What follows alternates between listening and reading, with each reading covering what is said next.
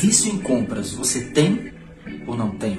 Você tem amigos que têm? Conhecidos que têm? Bom, preste atenção que é bem interessante, você vai entender não só o vício em compra, mas também os outros vícios. Olha só, esse artigo aqui, ó, compras compulsivas, uma revisão e um relato de caso. Então, gostei muito, tá? É um trabalho científico muito bem feito, autores fantásticos. E eu quero ler um trecho só, rapidinho, tá? Com esse trecho você vai entender muita coisa. Tá? O que acontece com você ou com os seus amigos.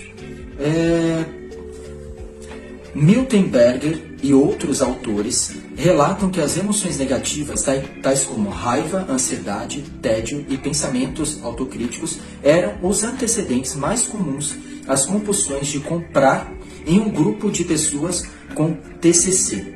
TCC é o transtorno do comprar compulsivo, tá? Porque o vício em compra também é chamado assim, ou também como oniomania. O TCC seria, né, a sigla, né, do nome mais correto. Ao passo que euforia ou alívio das emoções negativas eram as consequências mais comuns. Olha que interessante.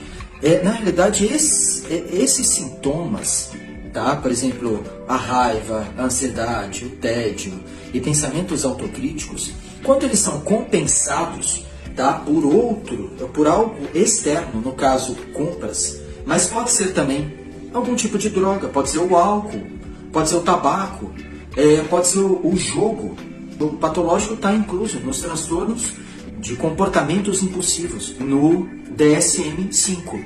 Mas esse transtorno ele não está incluso tanto nesse manual quanto no CID-10.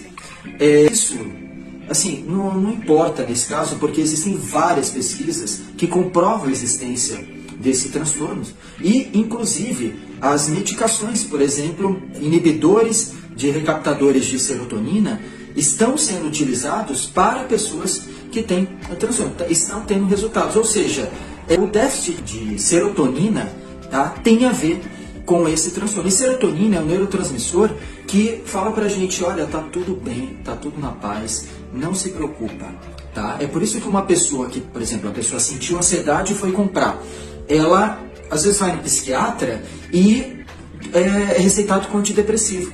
E um antidepressivo pode ser também, tá, um inibidor dos recaptadores de serotonina.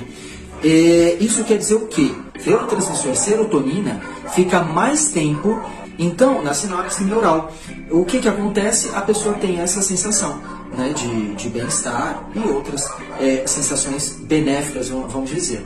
E aí não sente o impulso de ir lá e comprar, ou seja, não tem a motivação, que a motivação já está relacionada à dopamina, tá? Mas eu não estou incentivando usar remédio, nada disso. Tem casos que o remédio é necessário, mas essas pesquisas relacionadas a remédio nos mostram quais são os neurotransmissores, quais são os mecanismos cerebrais relacionados a um vício ou qualquer outro tipo de transtorno. Então, eu citei em função disso. Tá? Mas o mais importante aqui é entender que raiva, ansiedade, tédio, pensamentos autocríticos, como eles citaram aqui, são questões emocionais. Por que a pessoa tem uma recorrência de pensamentos automáticos, autocríticos, por exemplo? Porque lá na infância ela sofreu com isso, ou seja, ela teve cuidadores ou pais, ou teve vivências onde ela teve um tipo de trauma ou várias situações, né, que foram ocorrendo com ela relacionadas a crítica exacerbada, exigências. Então isso foi causando uma dor emocional. Por quê? Porque a criança, quando está sofrendo com isso, ela não está sendo aceita completamente, de forma incondicional. Ela está sendo aceita de forma condicional, ou seja, se ela fizer tal coisa, se ela agir de determinada forma, ela será aceita pelo meio, ou seja, pelas pessoas do meio. Então, isso faz com que uma necessidade emocional que é muito importante para ela, que é de conexão emocional, regulação emocional, não ocorra da forma apropriada, ou em alguns momentos não ocorra, mas isso ficou marcado. E o que acontece? Uma dor emocional vai permanecer, como trauma. O trauma é uma ferida aberta, tá? Pode não ter sido um trauma especificamente, mas pode ter sido o quê? Uma série de momentos que ações como essa aconteceram. Então, o que acontece? A criança, né, que vai se tornar um adulto, desenvolve essa dor emocional, né, e ela não consegue suprir ela mesma. Por quê? Porque ela não aprendeu através de um processo correto de ensino, de aprendizagem de regulação emocional, ela não aprendeu a autorregulação emocional.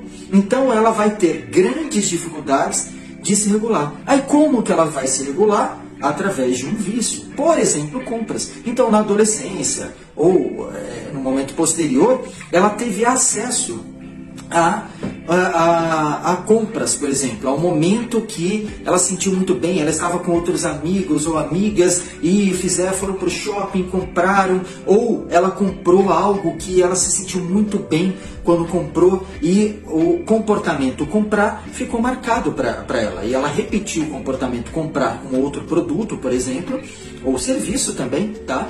E simplesmente aquilo, nossa, deu uma sensação maravilhosa. Então ela já teve uma ativação do sistema de recompensa, tá? O sistema dopaminérgico. E aí quando ela imaginou adquirir um determinado produto, o sistema dopaminérgico já teve outro pico, porque só imaginar, esse é o segundo momento relacionado à criação de um hábito ou um vício, só imaginar a pessoa já tem um pico de dopamina. E aí ela vai lá e compra. Tá? Por quê? Porque ela se sente motivada nesse momento a comprar.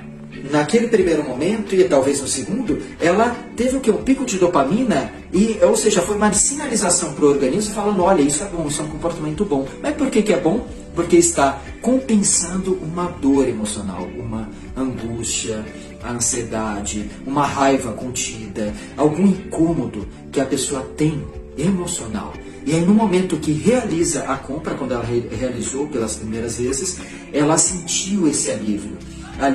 Então ela compensou aquela dor emocional. E aí ela permaneceu com esse comportamento, e aí depois fica muito difícil. Por quê? Porque vira um vício.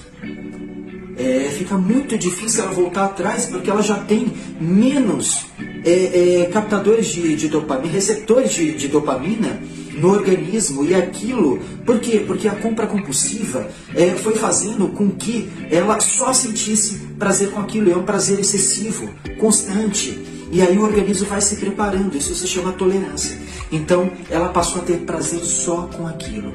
Olha, se você está passando por isso, ou tem alguém que passa por isso, saiba que é possível tratar, tá bom? Não só esse vício, mas diversos ou todos os outros, tá ok? Bom, então qualquer dúvida, entre em contato. Um grande abraço.